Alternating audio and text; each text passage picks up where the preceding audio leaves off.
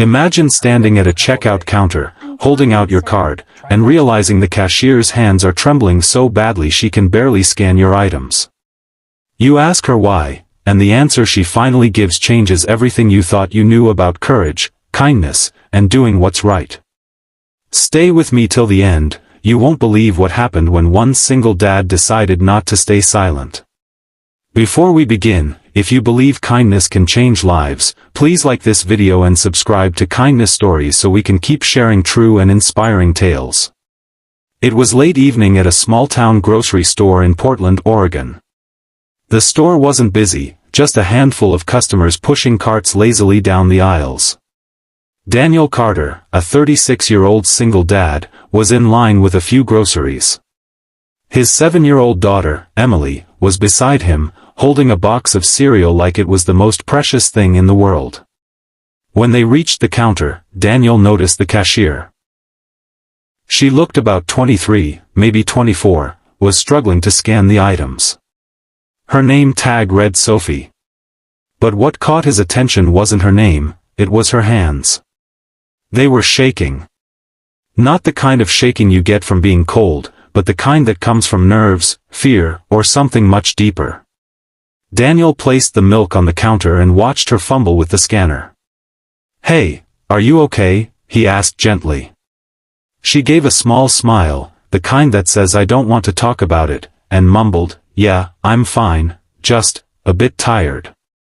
But Daniel wasn't convinced. He had been through too much in life to ignore signs of someone hurting. As a firefighter for nearly 10 years before he had to leave the job to take care of Emily alone, he had seen fear in people's eyes. He recognized it now. He watched her try to punch in the serial code, her fingers trembling so badly she had to backspace twice. "Are you sure?" he pressed softly. "Because it looks like something's wrong." Sophie's eyes darted briefly toward the manager's office, a glass room on the far side of the store, and then quickly away. She shook her head. "It's nothing. Just a long day." Emily, in her childlike honesty, tilted her head. "Are you cold? Daddy can get you his jacket." Sophie gave a small chuckle that didn't reach her eyes. "No, sweetie. That's very kind, but I'm fine." Daniel's gut told him she was hiding something. He wanted to push further, but he also didn't want to embarrass her in front of other customers. So he paid, thanked her, and started to walk away, yet something in him wouldn't let it go. Halfway to the exit, he turned around and saw Sophie lean against the counter for just a moment, as if trying to steady herself. Then the store manager, a stocky man in his 40s with a permanent scowl, stepped out of his office and barked something at her in a low but sharp tone. She stiffened instantly. That was the moment Daniel knew, this wasn't about tiredness. He went back to the counter, waiting until the other customer had left. "Listen," he said quietly, leaning in just enough so Emily wouldn't overhear, "I've noticed you keep looking toward your manager's office. If there's something wrong, you can tell me." Sophie's lips parted, then closed again. "I really shouldn't," she whispered. It's nothing I can talk about." Daniel lowered his voice further. "I'm a dad. I've seen enough to know when someone's in trouble. I'm not going to walk away without making sure you're okay." For a moment, she looked like she might cry. She glanced at the manager's office again, then at Daniel. Her fingers tightened around the edge of the counter. Finally, in the faintest voice, she said, "It's him. He harasses me." Daniel felt his chest tighten. "Harasses you? How?" Her eyes glistened. "Comments, touching my shoulder when he walks by, standing too close, saying things no one should ever say to someone at work. I told him to stop once. And he cut my hours." Daniel's jaw clenched. "How long has this been going on?" "6 months, she whispered. "I need this job. My rent's overdue, and I just can't afford to make him angrier." The weight of her words hit Daniel hard. He looked at Emily, who was blissfully unaware, humming to herself as she played with a keychain. He knew what it was like to feel powerless. He'd been there after his wife passed away, when bills piled up and every day felt like a battle. He took a deep breath. "Sophie, you don't have to deal with this alone." She shook her head. "Please, don't say anything. It'll just make things worse." But Daniel wasn't the type to stand by.